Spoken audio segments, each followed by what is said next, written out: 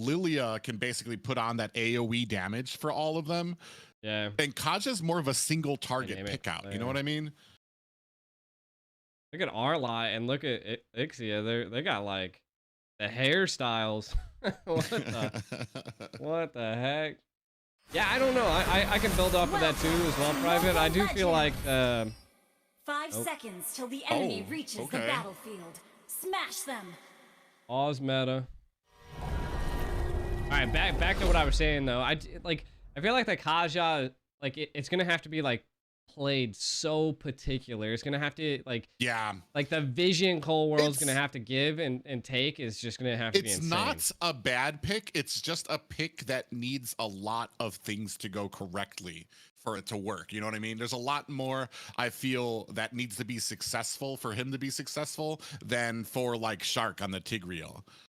Like he can just like close his eyes, like freaking flicker in and like alt. Boom. Yeah, and Cold World has to be very careful because if he flickers in and they outrange him, then he's gonna have some issues. Tigreal, if they outrange him, he can just push himself back into the what do you call it? Into his team. I feel like they're gonna definitely have to pressure Shark quite a bit though, because the Tigreal as well is such a great counter for Mobazane's Fredrin. Just when you're able to lock them down and control them, it's just like a huge problem for Mobazane. So playing on the Fredrin, I played against the Tig last night, and that Tig just literally locked me down left and right. I was like, oh my god. And that's the thing too. You're not just competing with a Tigreal. You're talking about a coma here. You got Tigreal, then you've got the CC that Vexana can put on you. Yeah, you're just gonna be in there like, when I get out of this CC, oh, here comes an Eternal Guardian. Here comes a Frightened. What's up, Trex? Yeah, true. I feel like both teams are gonna kind of keep it slow at this point. They're kind of filling each other out. Mobazane not opting to go for the early conflict. I like it. I mean, it's going to allow best player to possibly scale a little early. What I've been seeing from GG is this early game that you'll see the roam and the XP laners start the orange buff while best player's up at the purple buff to try to give him like a little, like you already talking about Martis, who's a very fast clear, but adding that to being able to rotate so much faster. All right. Ooh, yeah. I mean, I like this. I feel like this is, like you pointed that out, and it's literally probably the biggest thing that I've seen GG change is like they're actually like feeding best player at this point. They're prepping everything. It's like a meal, a well-prepped meal here by GG. Ooh, Shark and best player in a good position to stop Cold World. Gets surprised here. He still has his flicker, so he's gonna be able to get away. That would have been, if you would have had a divine judgment right there, pulled him in. Whew. Nah, there's no way. That's a 151 minute. I would have had to put that on replay and be like, how does he farm this Kaja? Because I need to know.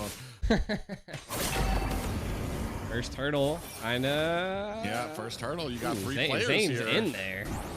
Yeah, he's just like, screw it. Come at me, boys.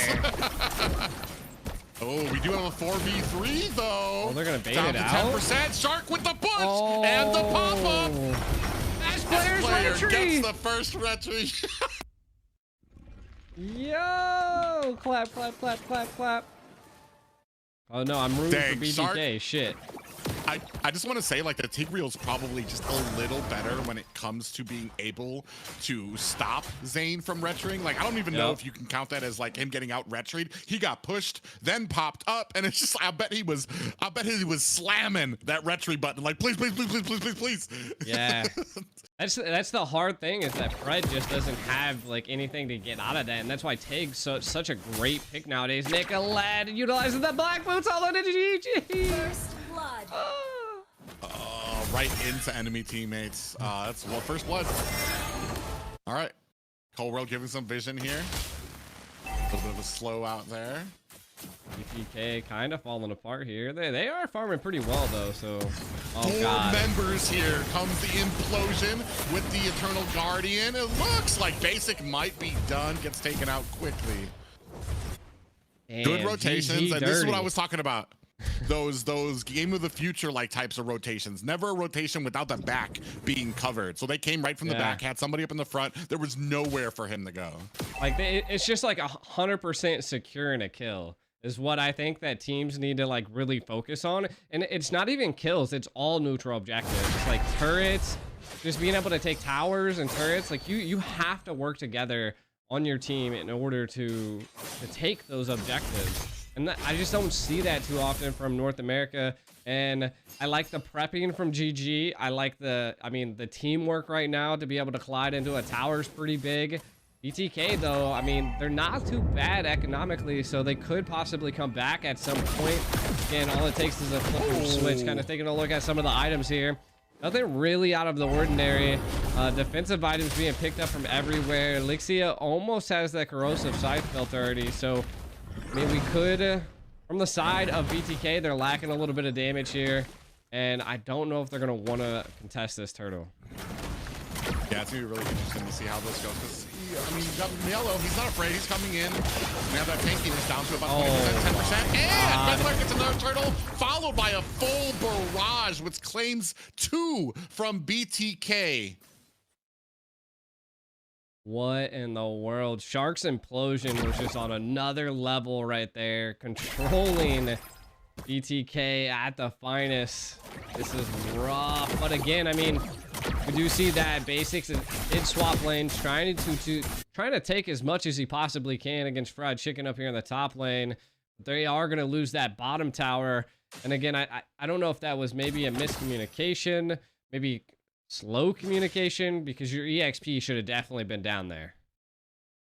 I believe did Yellow get killed in that last one? No, it was Cold World and Mobazane got killed. Yeah, so I'm maybe just not as fast at it.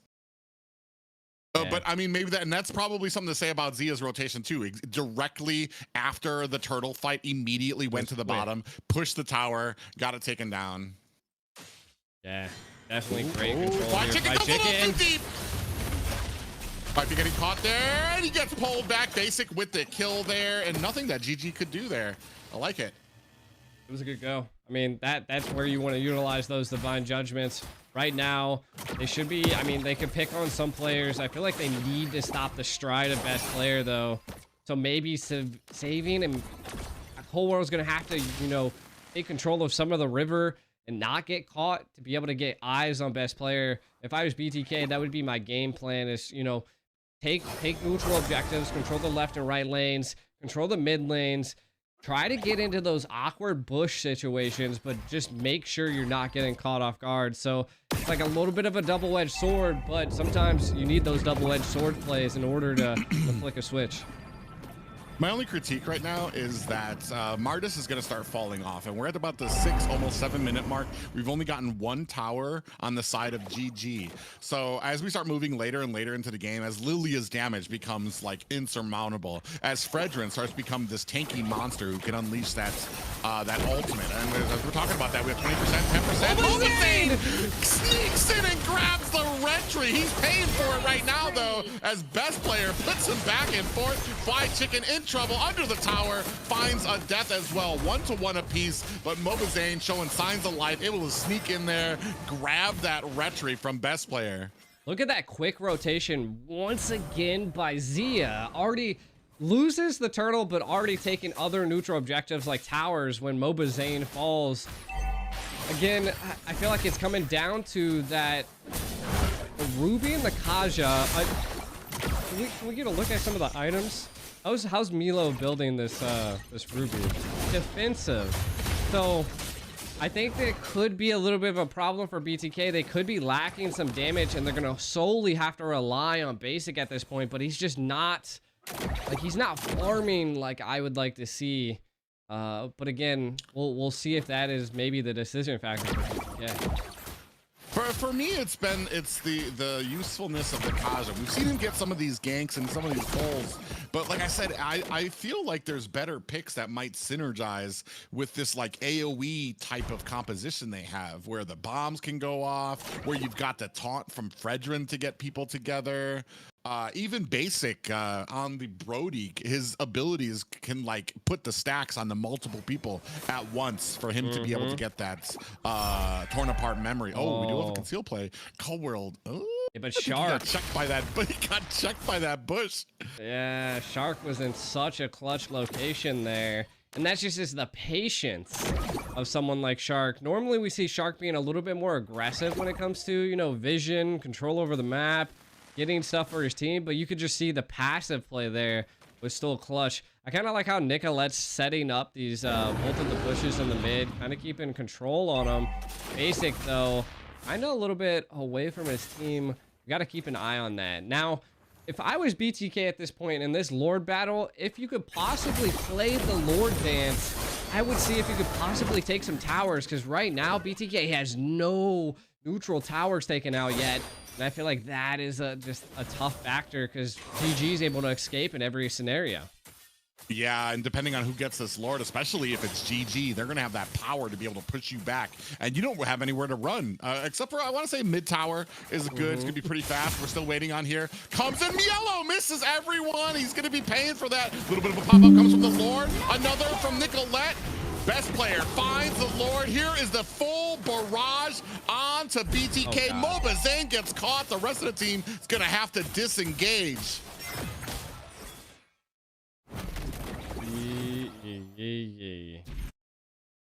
It's not even that, and this is what I talk about sometimes, where it doesn't look great for BTK, but when you're talking about this level of matchups, this level of playing, it always kind of comes down to who gets the first advantage. And when they get the first advantage, they hold on and they just keep on tightening and tightening until the enemy just like, there's no openings for BTK to be able to do anything here.